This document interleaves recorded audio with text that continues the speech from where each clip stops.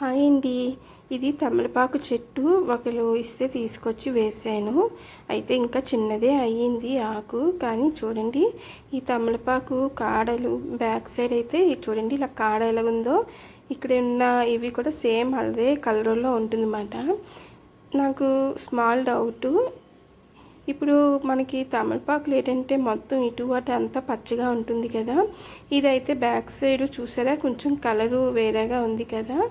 ఇవైతే మనం పూజలోని పెట్టుకోవచ్చా, తాంబూలం ఇవ్వచ్చా లేదా అంటే స్మాల్ డౌట్ వచ్చి అడుగుతున్నాను అనమాట.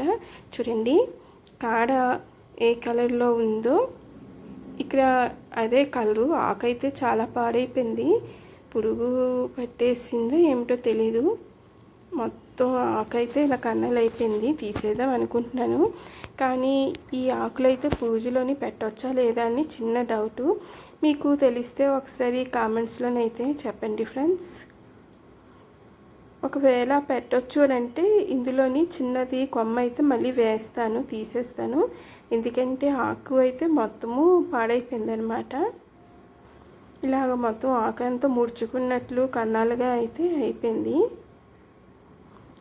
అయితే ఒకసారి వీడియో తీసి నా డౌట్ క్లియర్ చేసుకుందామని పెట్టాను. ఒకసారి చూశారు కదా, ఆకు బ్యాక్ సైడు కాడ ఎలాగుందో అక్కడ ఉంది కూడా ఉంటుంది, పచ్చగా ఉంటుంది కదా. కానీ చూడండి ఇలా ఉంది కదా. మనం దేవుడికి అయితే పెట్టచ్చో లేదని స్మాల్ డౌట్. తెలిస్తే మీరు కామెంట్స్లో చెప్పండి ఫ్రెండ్స్. నాతో పాటు మరి కొంతమంది కూడా తెలుస్తుంది కదా.